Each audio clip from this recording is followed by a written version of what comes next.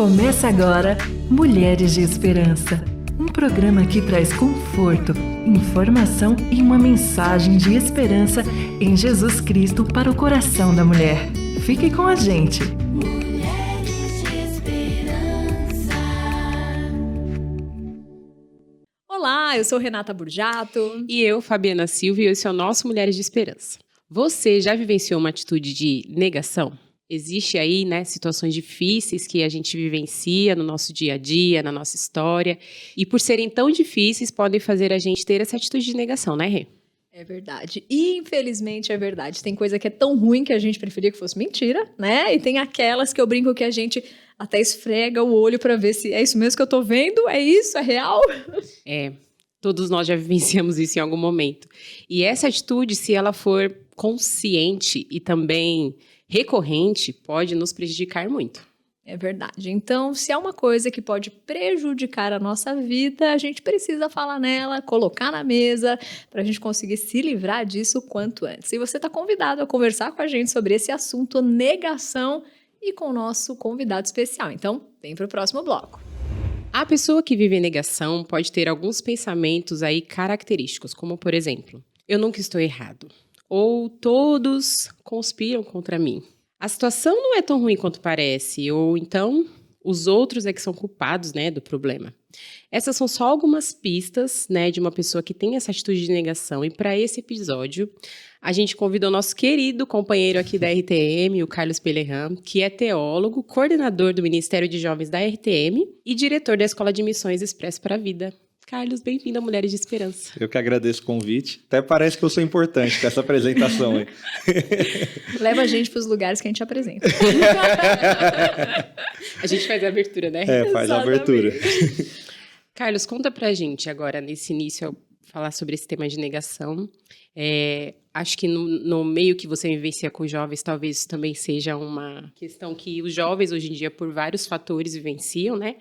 Mas com você já teve em alguma situação uma atitude de negação? Como que você percebeu isso? Se teve alguns sinais que aí você caiu a ficha?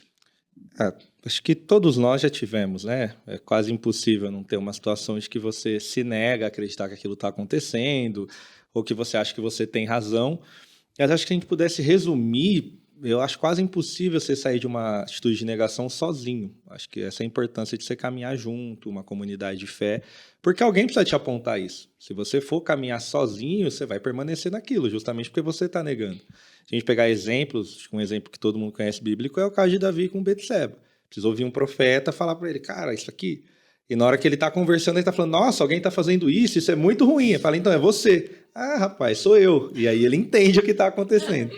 Na nossa vida é normal. Se você acha que está, às vezes, escolhendo a faculdade correta, que você tem razão nas brigas na sua casa, que você está escolhendo o emprego certo, se não tiver alguém que te direcione, você tiver essa humildade, a chance de você viver em negação é muito grande.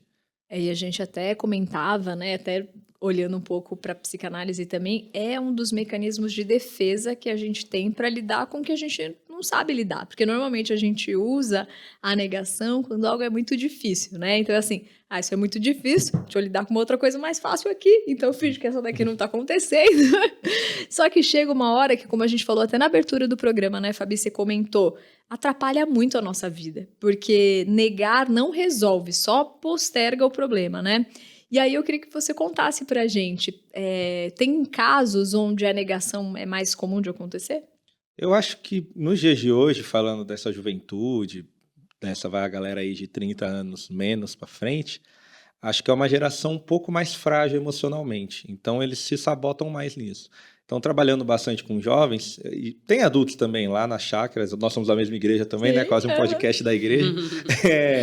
A gente tem alguns irmãos que a gente cuida que é difícil porque eles se sabotam. Então, você fala, vamos te ajudar. Aí a pessoa vai, começa a fazer uma faculdade, mas no meio ela fala, eu não sou capaz, eu não consigo, ela para e ela volta para a vida dela. Então, é normal na vida do jovem porque é muito competitivo. O nosso mundo é competitivo. É difícil você não conseguir a faculdade que você deseja, você não conseguir o emprego que você sempre sonhou. Então, a pessoa prefere acreditar que não dá para fazer. Tem um exemplo de uma amiga minha que está fazendo odontologia hoje. E ela passou o processo inteiro falando, eu não vou conseguir. E eu falei, calma, você está estudando, se dedica e passa. Ela falou, não, mas eu sei que eu não vou conseguir. Eu falei, calma. E eu falei para ela, você confia em Deus? Eu falei, não significa que ele vai fazer você passar, mas você está dando o seu melhor.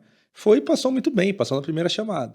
E até hoje ela tá, nossa, mas eu não acredito que isso aconteceu, achei que eu não conseguia. Eu falei, tudo bem, sozinho você não consegue. Mas é normal a gente criar esse mecanismo de defesa, porque é muito ruim ter que lidar com o não.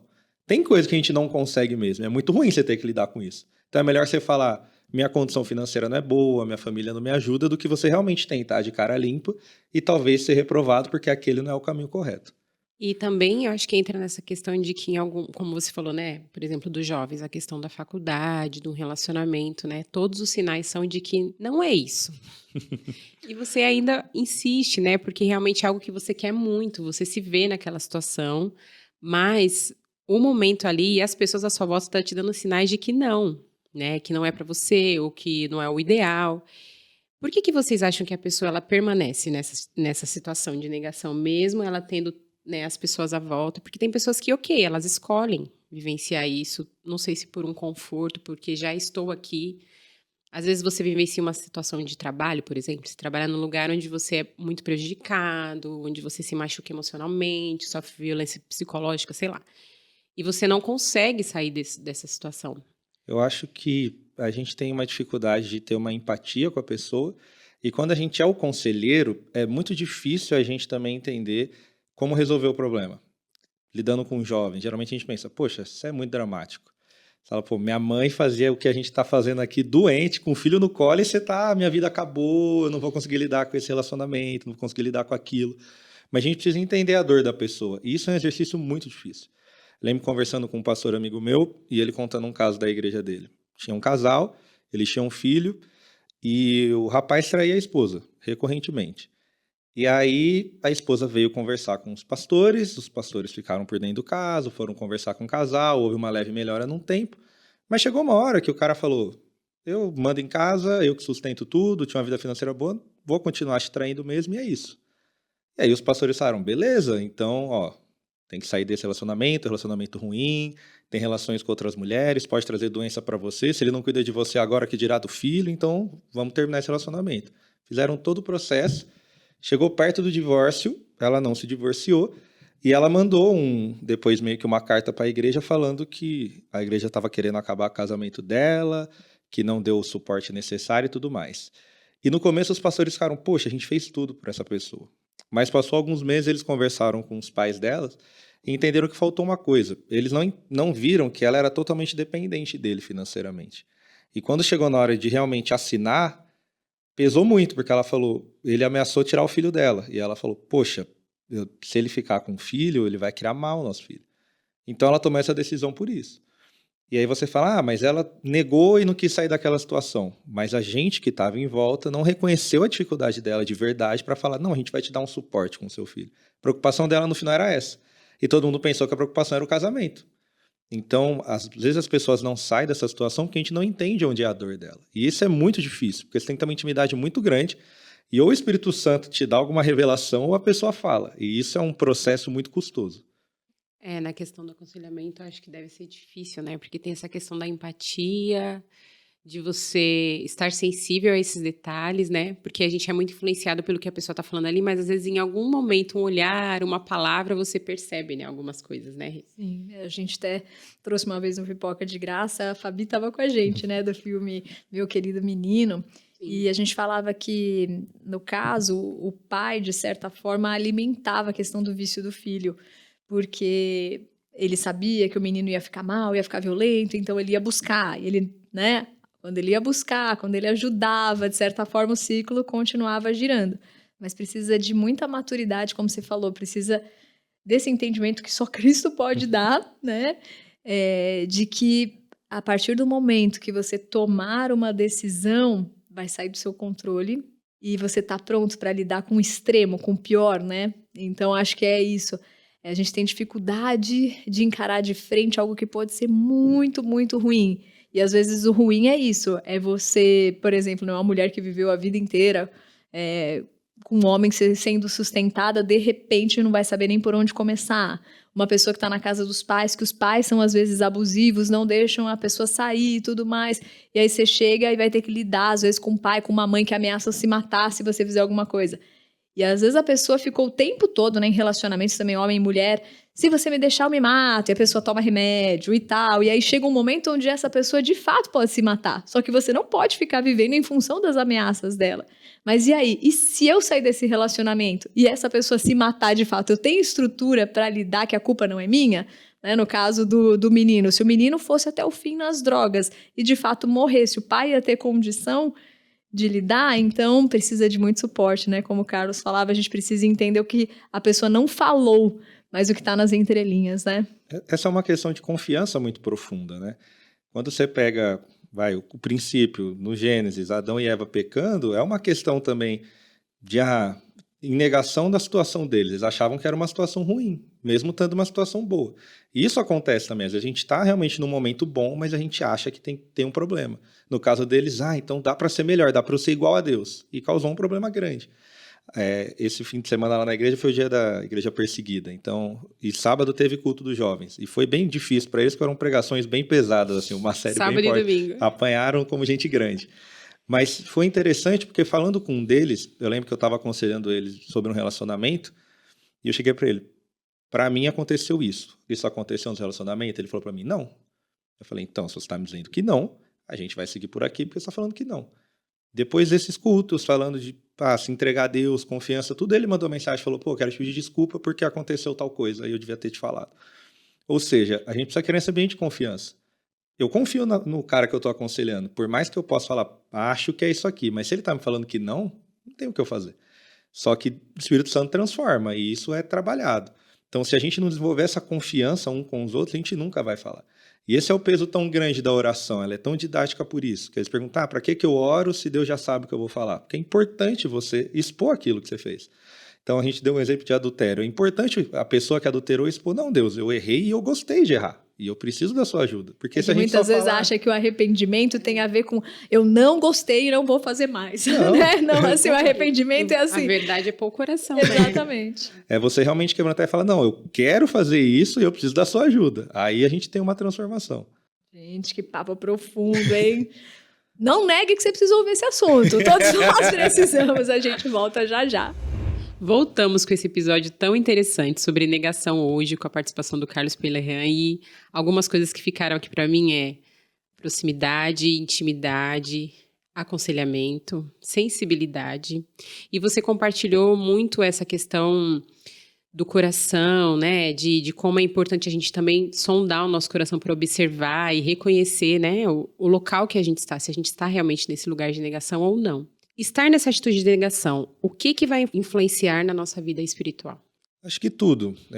Não querendo entrar no aspecto teológico, mas a gente gosta de dividir o ser humano em três, né? Corpo, alma e espírito, pelo menos numa questão de aconselhamento. Então, se eu estou negando, provavelmente meu emocional está prejudicado. E isso vai afetar o resto. Eu preciso estar bem emocionalmente, a me relacionar espiritualmente com Deus, para o meu físico estar bem. Quantas vezes já não ficou mal emocionalmente e você começa a sentir dor, começa a não dormir direito. Então, impacta muito. E também tem o oposto, quando você está numa situação muito ruim, mas você entende o que está acontecendo e fala, não, tudo bem, esse é o processo que eu vou ter que viver por escolhas. A coisa é muito mais leve. Quando eu tinha os meus 17 anos, Deus já tinha falado muito grande no meu coração que eu deveria ter feito teologia, e eu fui fazer outra coisa da minha vida. E quando eu fiquei ali nos meus 22, eu entendi, poxa, eu preciso fazer, deu a hora. Só que eu resolvi trilhar outro caminho, gerei expectativas na minha família, na minha mãe, porque eu falei, vou por aqui. E eu desisti no meio do caminho para falar, não, eu tenho que ir por lá. E isso gerou um transtorno muito grande na época, a ponto de eu ter que sair de casa. Mas ele falou, não quero que você faça isso, ou você vai por aqui, ou você se vira sozinho. Só ficou um momento de muita paz no meu coração, onde ela estava brava com razão, e eu falei para ela, você tem toda a razão, eu errei aqui. Mas eu também estava muito tranquilo de, eu vou seguir isso, porque é isso que Deus quer para mim. Então foi um momento de dificuldade, ter que morar sozinho, não ter um bom emprego, mas muito tranquilo no meu coração de que, cara, Deus quer que eu faça isso. E se eu não fosse agora, ia ter que passar mais 2, 3 anos, ia ser ainda pior. Então, isso é muito importante. Essa paz, que excede todo entendimento mesmo, vem quando você aceita a situação que está com você. Às vezes você nem entende.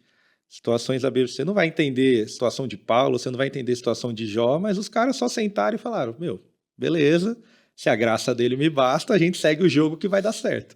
Então, isso é muito importante. Apesar da palavra falar que o coração é enganoso, nesse sentido é muito importante. Meu coração está em paz. Se ele está em paz com Deus, muito provavelmente eu estou começando a ir pelo caminho correto. É, você precisava mesmo fazer teologia, senão você não ia estar com a gente agora aqui, você precisava estar. Mas que interessante isso, né? Eu até lembrei de uma frase do Eugene Peterson, que ele fala, o pior nunca é o pior quando a gente está com Deus. Porque pode ser muito difícil, mas se ele tá na jogada, vai ficar muito mais leve do que a gente dar cabeçada no caminho que a gente acha que é mais curto, que é mais fácil, né? Mas a gente precisa de muita coragem mesmo para encarar tudo. E eu queria que você contasse um pouco para os nossos ouvintes, um passo a passo. Vai, agora pensando em vários sentidos. A gente falou um pouco sobre relacionamento, sobre, tipo, fazer curso, já sentiu que era uma coisa, tal.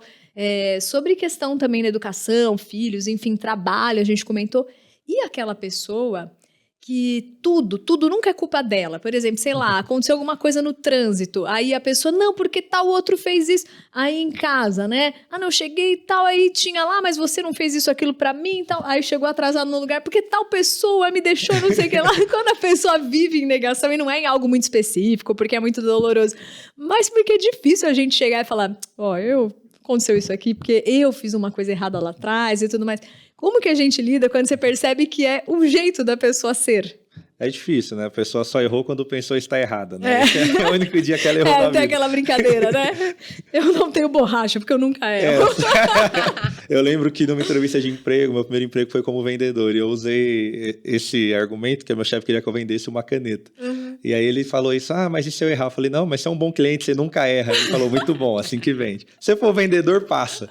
Mas falando no dia a dia, a primeira coisa, acho que assim, a gente tem que lembrar que Paulo fala, a gente não tem que pensar nem mais nem menos do que a gente é. Então, você tem que pensar em você moderadamente. Eu, graças a Deus, tive uma proeminência dos meus estudos, fui bem durante a faculdade, hoje tenho a oportunidade de dar aula na faculdade que eu me formei, mas teve um aluno que estudou comigo e é professor lá também, que é o André, ela conhece, ele estava no último semestre, eu no primeiro. Eu fiz uma matéria junto com ele. Na matéria eu falei, esse cara é mais inteligente do que eu. E hoje eu entendo, eu falo, ele academicamente, ele é muito acima da média. Só que se eu ficar em negação falando, não, mas é porque ele tem mais oportunidade, se eu me dedicar eu vou chegar nele. Eu preciso entender o que eu sou bom, o que eu não sou e entender a área a seguir. Então a primeira coisa, entenda a sua vocação. Outra coisa que eu acho muito importante é aceitar quem você é. Você entendeu a sua vocação? Então às vezes a gente brinca, tem pastor que quer ser cantor, então ele canta no final da mensagem, fala, meu Deus, volta a pregar. Como tem músico que quer ser pastor, começa a pregar no louvor, você fala, eita, volta a cantar. Então entenda o que você foi chamado para fazer e faça isso de coração. Porque quando a gente tem um problema com a obra, a gente tem um problema com o autor, porque é ele que fez. Então, se você está inconformado com o que Deus fez você, isso é um problema. Você tem que buscar aceitação com ele, entender, não, ele me fez assim. Tem um propósito. Uma frase que eu gosto muito, eu citei na igreja, que é do Tiago Cavaco, o pastor muito bom, e ele fala, a pior coisa não é levar Jesus para a cruz, mas é não reconhecer o que ele fez lá. E cada vez que a gente começa a pôr defeito na gente, que a gente acha que existe, a gente está pondo culpa em Deus. É o famoso, a mulher que tu me deste. Pô, Deus, você me fez assim, você não me fez com a altura que eu queria, você não me fez com o físico que eu queria, com o cabelo que eu gostaria de ter. Então, primeiro, entenda a sua vocação, entenda quem você é em Deus. E assim, procure uma igreja urgente. Parece que é meio, você tem que estar na igreja. É isso mesmo, a Bíblia fala, a gente tem que andar junto. Porque as pessoas vão te direcionar. E é duro, mas você precisa confiar nas pessoas. E hoje eu sei que tem pessoas que eu preciso ter muita responsabilidade, porque se eu falar não, ele não vai fazer. Então eu preciso direcionar para o caminho correto. E você precisa ter um mentor na sua vida que você fala, se essa pessoa falar para mim não é não, se essa pessoa falar para mim sim é sim. Que a igreja vai dizer, você fala, eu quero ser músico. A igreja vai olhar e falar, acho que não dá para você ser músico, porque não está na sua vocação. Mas eu quero ser um psicólogo. Beleza. A gente tem um caso mais recente, que acho que ele nem falou para todo mundo, mas fica de spoiler, tem o Felipe lá da igreja, o Rissato. Está se preparando hoje para ir para a polícia. Ele está fazendo teologia com a gente. Mas, cara, toda a roda de assunto dele, ele dá um jeito de falar sobre polícia, que é a profissão do pai dele, que ele sempre admirou, que ele sempre quis. Chegou uma hora que eu falei, você não quer isso para a sua vida? É verdade, eu gosto disso. Então vai fazer. Então é muito importante andar junto. Então, entenda a sua vocação, aceite quem você é em Deus e ande em comunidade, que aí você consegue sair desse estágio de negação. Eu achei já muito legal, né? Imagina ele lá no meio da polícia e podendo ajudar as pessoas, é meio um capelão ali na área, vai ser legal demais, né? E na fala do Carlos, eu pensei também na questão de que nós temos dificuldade de reconhecer que a gente erra, né? Aí, quando a gente tem essa atitude, a gente se coloca no patamar do Senhor, né? Assim, né? Porque eu não vou errar, então é sempre o problema do outro. Então, é você que está com os olhos errados sobre o meu problema, né? eu não tive intenção de fazer desse jeito. Às vezes a gente precisa ser sincero e aprender a ouvir. A gente tem muita dificuldade de ouvir, né? Eu já, por exemplo, na questão da minha maternidade, no início eu tive, assim, uma atitude de, não totalmente de negação, mas eu tive aquele sentimento assim, acho que não é isso, talvez será que é, mas... E dói bastante você entender a realidade, mas é muito libertadora, né? Porque é a partir do momento que você tem a visão correta do problema, da situação, seja de um relacionamento, não, eu estou vivenciando isso, é verdade, né? Eu estou sofrendo nessa situação, então como que a gente pode resolver? A partir de agora eu vou resolver. Pode ser que acabe bem, pode ser que não da forma que você imaginava, mas você reconhecer o que está acontecendo, isso é muito saudável. Isso né? é um ganho muito grande, né? Até quando o Carlos falava também sobre essa frase que você citou, adorei, o problema não é levar Cristo na cruz, né? Mas é não aceitar o que ele fez. Também uma negação que há muito grande é de aceitar o sacrifício de Cristo pela graça, porque muita gente fica negando. Não, é que eu não mereço. Não, porque não... Não, você não entende. Você não merece mesmo. Você não merece, eu não mereço, o Fábio não merece, o Carlos não merece. Mas muitas vezes a negação é para nos poupar de se entregar completamente para Cristo e a responsabilidade do que reconhecer traz para a nossa vida, né? Porque se a gente reconhece que sim, foi por nós também ali, então isso não vai poder gerar uma vida do mesmo jeito que estava antes, né? E aí, então, isso exige muito de nós. Eu acho que a negação tem esse lugar. É difícil encarar a realidade e o que essa realidade vai exigir da minha vida em todas as áreas. Que a vida não vai ficar igual, vai mudar. Mas, queridos ouvintes, é mudar para melhor. E tudo que é bom dá trabalho, né? A gente sempre fala isso. Aquilo que faz com que a nossa vida seja boa, bonita, equilibrada, a gente vai despender muito de nós, né? Esforço, né? Atenção, esforço, é um desafio, né, para muitos, então...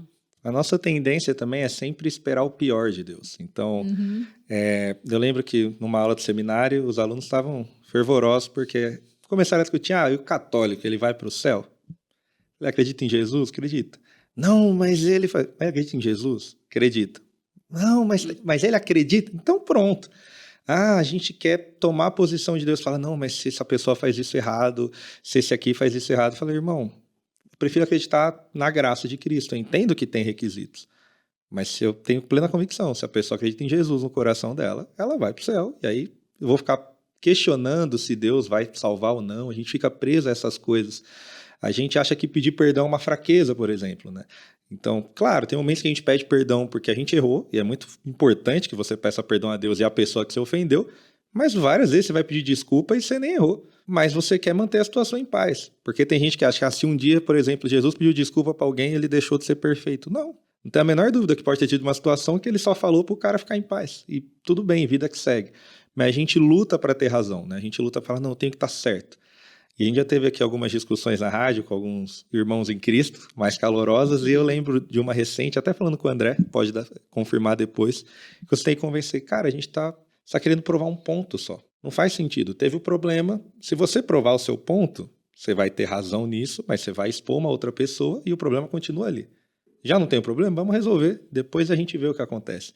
Então isso é muito importante, a gente realmente abrir mão da razão, entender que o cristianismo a gente não tem direito a nada, a gente não tem realmente mais vontade. Se eu sou escravo em Cristo, eu faço o que ele quer. Então, razão é o de menos. A gente não tem mérito. E falar isso é fácil, mas dia a dia é uma luta. Ninguém vem aqui trabalhar, apresentar um programa e não quer que ninguém assista, que ninguém curta, que ninguém compartilhe, porque você quer que isso aconteça. Mas você deveria fazer pensando, é para Deus. Se fizer sucesso, amém. Se não fizer, é dele, não é meu. Sim. E essa luta é diária na nossa vida.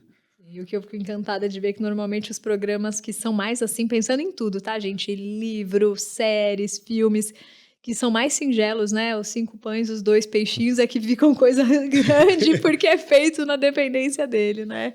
Então que a gente possa viver essa vida ao mesmo tempo que total dependente de Deus, totalmente livre das situações que nos aprisionam, né? Sabendo que é muito melhor encarar a realidade, por mais dura que seja, mas tendo Deus ao nosso lado, do que ficar dando cabeçada por aí. E a gente vai para uma reflexão muito especial no próximo bloco. Uma das coisas que pode nos prejudicar é ter uma atitude de negação. Se estamos enfrentando problemas no relacionamento para resolver, é necessário que ambas as partes reconheçam para então solucionar o que precisa. Se nos encontramos doentes, precisamos aceitar o diagnóstico e optar por uma ajuda e o tratamento. Quando negamos, não apenas nós somos afetados, mas todos aqueles que participam de alguma forma sofrem conosco também. Isso nada mais é do que uma das ações do nosso pecado. Lá no Éden, quando o Senhor procurou Adão, após ele ter comido do fruto da árvore da vida, Deus perguntou a ele: quem disse que estava nu? Você comeu do fruto da árvore do qual eu proibi você de comer? Deus ali solicitou um posicionamento de Adão e uma resposta com a verdade. Mas desde então, nós temos essa tendência de nos esconder de tudo que nos deixa desconfortável ou nos machuca. E aí podemos usar a negação como uma resposta. A Bíblia diz que são os nossos pecados que nos separam de Deus. Dificilmente conseguiremos manter os nossos relacionamentos sadios, tanto conosco, com as pessoas, com o Senhor, se não lidamos com a verdade. Deus se agrada da verdade. Ela nos dá novos parâmetros de vida. E em algumas circunstâncias ela pode doer, mas é muito libertadora. Por isso, o Pai nos enviou Jesus para que possamos conhecer a verdade e vivê-la na prática com os ensinos e direção que Ele nos oferece. Um novo coração, uma nova vida, uma nova mente e novas atitudes. Se você hoje está em negação em algo na sua vida, peça ao Senhor força e sabedoria para reconhecer e agir de forma contrária, pois Ele é a verdade que levou sobre si todos os nossos pecados e nos deu uma nova chance. Por isso, seja livre e viva a verdade. Coisa boa, chegar ao final desse episódio, a gente fala para você orar mesmo e pedir: Senhor, abre os meus olhos para reconhecer aquilo que eu tô negando, porque eu sei que se o Senhor me mostrar, vai ser o melhor para mim, né? E se você já fez isso, já teve alguma situação que foi muito difícil, mas você encarou, conta pra gente como é que foi, participe pelo WhatsApp 11 974 181 456. Isso mesmo, Carlos, obrigada por sua participação aqui, foi muito bom. Compartilha com o pessoal sobre o NCCast, o Ministério de Jovens da rádio. Eu que agradeço. Um dia eu ainda decoro o WhatsApp da rádio também, igual vocês. O NCCast ele é um programa que faz parte do Ministério da Rádio de Jovens, que é o Na Contramão. Ele sai toda sexta-feira, 12h a 1h, no YouTube da rádio, no nosso YouTube, que é @nacontramãortm. Tem o nosso Instagram também, que é @nacontramãortm, onde a gente tem todos os programas de jovens. Então tem o NCCast, tem o de pai para filha, que vocês já conhecem, e tem o Viajando por Terras Distantes, então a gente tenta atingir o jovem aí em todas as esferas. Que bom. Que bom. Então vocês sigam o NCCast, assistam, que é um conteúdo muito, muito, muito bom pra gente. Obrigada mais uma vez. Obrigada, Rê. Obrigada a vocês. Obrigada, e homens, queridos não ouvintes. neguem que vocês assistem o Mulheres de Esperança, tá bom? Que a gente sabe, a gente adora. Um beijo no coração e até o próximo episódio. Até lá.